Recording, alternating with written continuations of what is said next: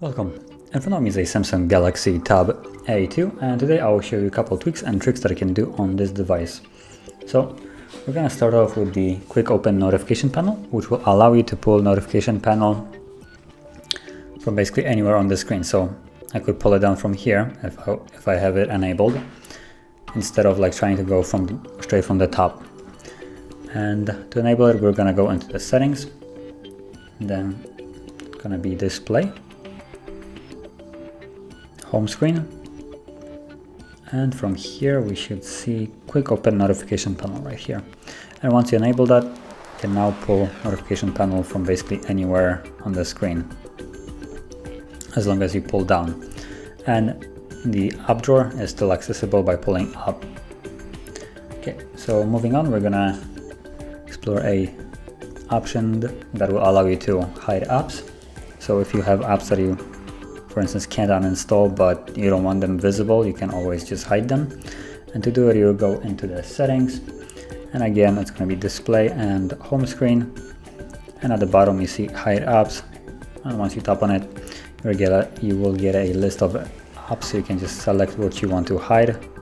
So you can basically do something like this and hide most of the Samsung apps, for instance, and then tap on apply. And now these apps should be completely gone from the app drawer and the home screen. Okay. Now moving on, another thing that I want to show is the gesture navigation. And what we'll do is just add gesture navigations instead of the buttons on the bottom. And to enable it, we'll go into again the display. And from here we should see navigation bar right here. I can just switch it to basically gesture navigations, and you get these three bars. They basically act as the buttons that you had previously, but instead of tapping on them, you just kind of swipe from the bottom. So you could swipe like this and we'll close, swipe and hold, basically the other one will open recent, and then this is basically a back button. And you can also switch it up if you like it the other way, so back will be now on this side. Now I'm gonna actually go back to the navigation buttons.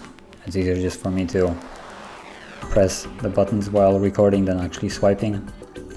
Okay, so moving on, the other thing that I can do is change the shortcuts. So if I lock the device and tap, you have these shortcuts right here, so camera and browser, and you can change them by going into the lock screen. So let's go back to the main settings page, then lock screen, and then app shortcuts right here, and you have the left and right, so you can tap which one you want, and then you can just select an app that you want it to launch.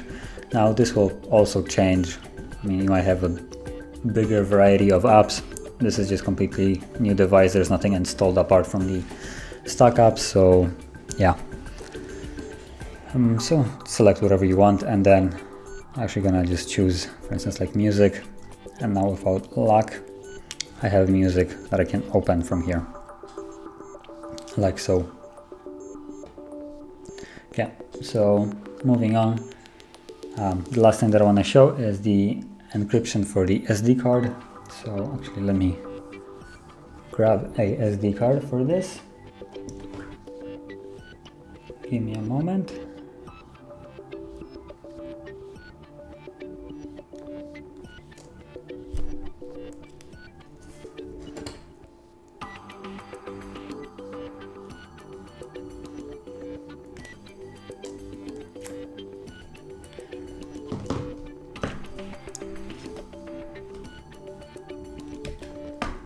So I'm gonna put in the SD card here.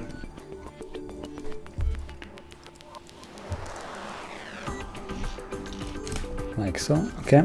And now if I go into settings, otherwise this option wouldn't be accessible.